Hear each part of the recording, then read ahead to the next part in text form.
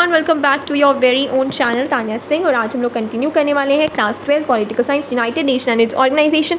Finally the last part of the video, जिसके अंदर हम सारे न्यूली एडेड टॉपिक यानी कि UNICEF, UNESCO, ILO and WHO, इन चारों टॉपिक्स को कवर आउट करने वाले हैं according to the official CBSE material plus also the value addition material, so that you can never be confused in a very long answer. तो सबसे पहले हम लोग जो है बात कर लेते हैं सिलेबस की। तो we have almost completed entire syllabus. हमने प्रिंसिपल ऑर्गन्स भी कर लिए, यूनेस्को, यूनिसेफ, ILO भी हो गया है, सिक्योरिटी काउंसिल एक्सपेंशन भी हो गया है, और जो भी लेसन नंबर 3 में था, लेसन नंबर 6 में था इंटरनेशनल ऑर्गेनाइजेशन वाले चैप्टर में, we have done it right. So now let's move on forward.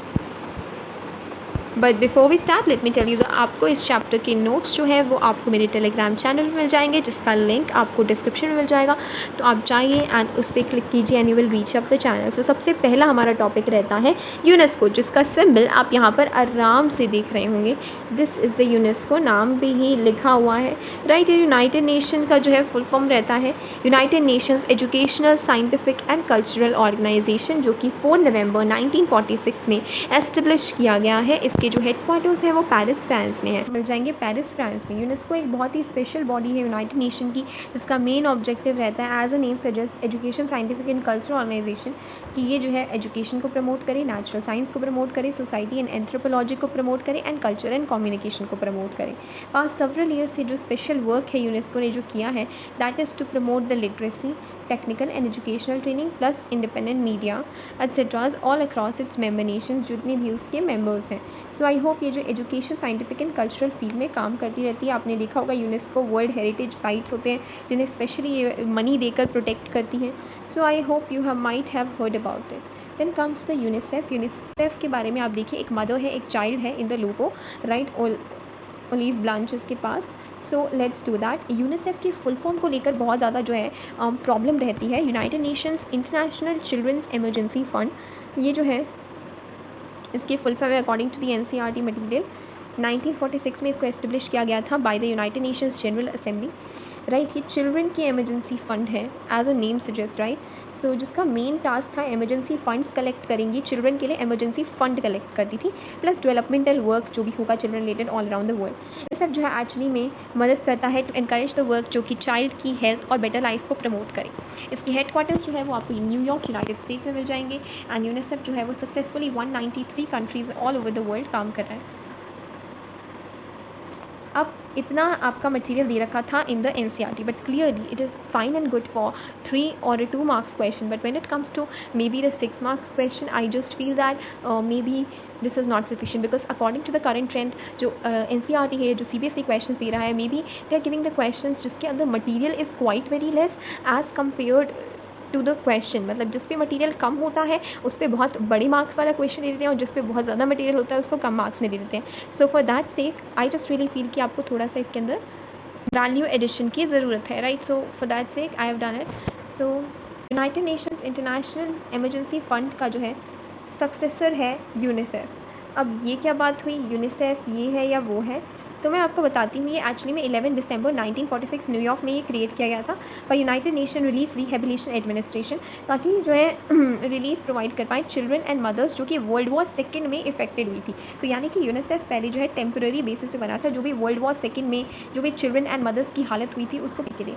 तो सेम ईयर में UN जनरल असेंबली ने ये जो टेम्पररी था इससे एक परमानेंट जो है कन्वर्ट कर दिया, इसको परमानेंट में टर्न आउट कर दिया, और उन्होंने यूनिसेफ जो है वो जो है इन्होंने एस्टेब्लिश कर दिया। ये मैं आपको पूरी स्टोरी बता रही हूँ, फिर से एक बार रिवाइज कर लेते हैं। वर्ल्ड वॉर सेकेंड हुआ था, ठीक है, उसके अंदर मदर्स एंड चिल्ड्रन को प्रोटेक्ट करने के लिए यूनिसेफ एक फ़ंड बनाया गया कि फ़ंड कलेक्ट करेंगे जो भी जो है उनकी हेल्थ वगैरह को प्रमोट करने के लिए। बट बाद में जनरल असेंबली ने इसको एज एन ऑर्गेनाइजेशन जो है इंस्टीट्यूशनलाइज कर दिया, ताकि not just in the war but post war relief work भी करें, यानी कि आफ्टर द वॉर भी it is going to work for the women and the children. In 1915 इसको जो है long term needs of children and women resident short term needs इसका main objective बन गया, specially in the developing countries. 1953 में इसको permanent member बना दिया गया यूनाइटेड नेशन सिस्टम का, एंड सब्सिक्वेंटली जो है इसके नेम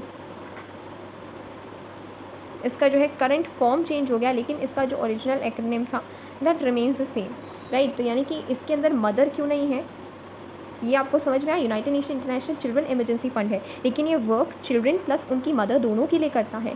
जस्ट इसके एक्रोनिम में चेंज नहीं किया गया, लेकिन इसके फंक्शन में चेंज आ गया है कि now it also work for the mother. So I hope that is very much clear to you. Next आ जाता है आपका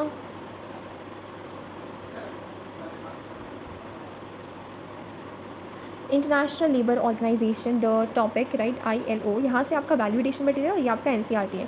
तो डोंट वरी, हमने NCERT नहीं छुटवाया, NCERT कंप्लीटली करेंगे, उसके बाद कुछ मैं आपको पॉइंट्स बताऊंगी। तो इंटरनेशनल लेबर ऑर्गेनाइजेशन एक्चुअली अक्टूबर 1919 में जो है वो फाउंड किया गया था। इसके हेडक्वार्टर्स जो है वो जेनेवा स्विट्ज़रलैंड में है। ये जो है एक बॉडी है यूनाइटेड नेशंस की, जिसका एम है कि वो जो है efficient conditions of social justice and work for the workers, so international labour standards at the global level. I explain this.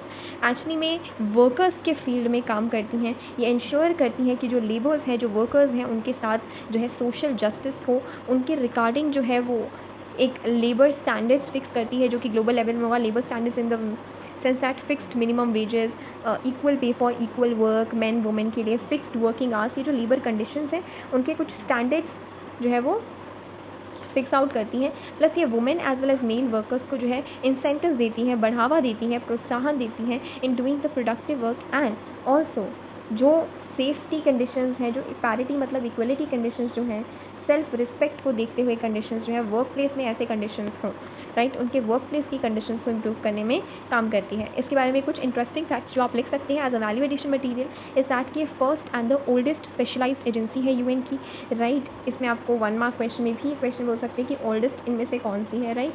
Plus जो है ये प्रोटेक्ट करती है freedom of association and the effective recognisation of right to collective bargaining, the elimination of forced or compulsory labor, the abolition of child labor, the elimination of discrimination, respect of employment and occupation।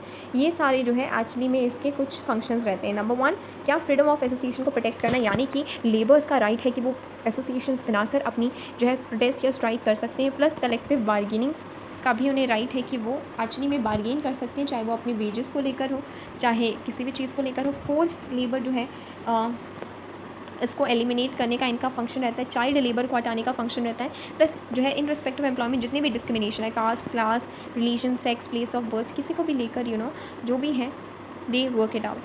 Plus ILO जो है बहुत ही major contribution है towards international labour law, जो आज हम लोग देख रहे हैं, जिनसे हमारी कंट्री खुद भी बहुत ज़्यादा मदद लेती है। अभी हमने लेबर कोड्स जो हैं वो एस्टेब्लिश किए हैं, तो हमने थोड़ी बहुत रेफरेंस इंटरनेशनल लेबर लॉ से भी ली है।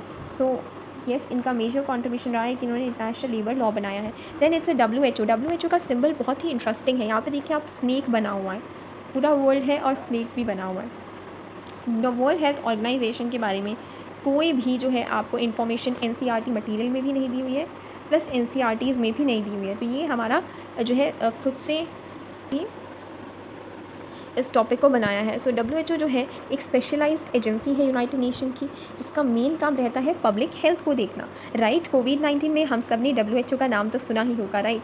तो you know the rule. WHO जो है कि कॉन्स्टिट्यूशन में उसका मेन ऑब्जेक्टिव लिखा हुआ है, the attainment by all the peoples of the highest possible level of health. जो highest possible level of health जो है सभी लोगों में आ पाए, राइट। इट एडवोकेट्स दैट सभी लोगों में क्या क्या चीज़ें होंगी, यूनिवर्सल हेल्थ केयर कवरेज हो, plus engagement with the monitoring of the public health risk like the कोविड-19 और any other epidemic like things, coordinating the responses to health emergencies. बिल्कुल इनकी कोऑर्डिनेशन आपने देखी होगी, जो भी हम लोग कोविड-19 में जो भी हमें इन्फॉर्मेशन मिल रही थी कि now we have to do this, now this is a vaccine, और जो भी इमरजेंसी नॉड मिल रही थी, अप्रूवल मिल रहा था, ये सारे कोऑर्डिनेट कौन कर रहा था, WHO, वर्ल्ड हेल्थ ऑर्गेनाइजेशन कर रही थी। प्लस जो है हेल्थ और वेलबींग को प्रमोट करना। प्लस जो है ये टेक्निकल असिस्टेंस भी देती है कंट्रीज़ को, technical assistance in the sense that आपको ये कोविड-19 में देखा होगा वैक्सीन चाहिए या फिर टेस्ट चाहिए, बिकॉज वैक्सीन किसी और कंट्री में डेवलप हुई है, उससे टेक्निकल असिस्टेंस WHO के थ्रू हमने ली है कि उन वैक्सीन को कैसे बनाते हैं, and all the other things जो भी टेक्निकली आपको ज़रूरत होगी वो भी देंगे। प्लस इंटरनेशनल हेल्थ स्टैंडर्ड्स को सेट करना। अगेन आई टेक द कोविड-19 एग्जांपल, जो है WHO के पूरे स्टैंडर्ड्स निकलते थे, स्टैंडर्ड ऑपरेटिंग प्रोसीजर्स, कि आपको मास्क कैसे पहनना है, कौन सा mask is better, then you have to sanitise, all these international health standards को भी प्रमोट करना। प्लस जो कलेक्ट करती है data on the global health issues, इसके आपको फॉर्मेशन रही है 7 अप्रैल 1948 में। इसके हेडक्वार्टर्स आपको जेनेवा स्विट्ज़रलैंड में मिल जाएंगे। प्लस अभी इसके करंट हेड है, डायरेक्टरी जनरल है Tedros Adhanom. So That's it for the video. I hope so. Each and every topic of this chapter, each and every cartoon, each and every box, each and everything has been covered up in this video. That's it for the day. Have a nice day. Thanks for watching. With this, our United Nations and its organization and all chapters have been complete. Only one chapter is left, that is security in the contemporary world, जो कि आपका next chapter बहुत ही जल्दी आने वाला है. Till then, take care. Bye bye.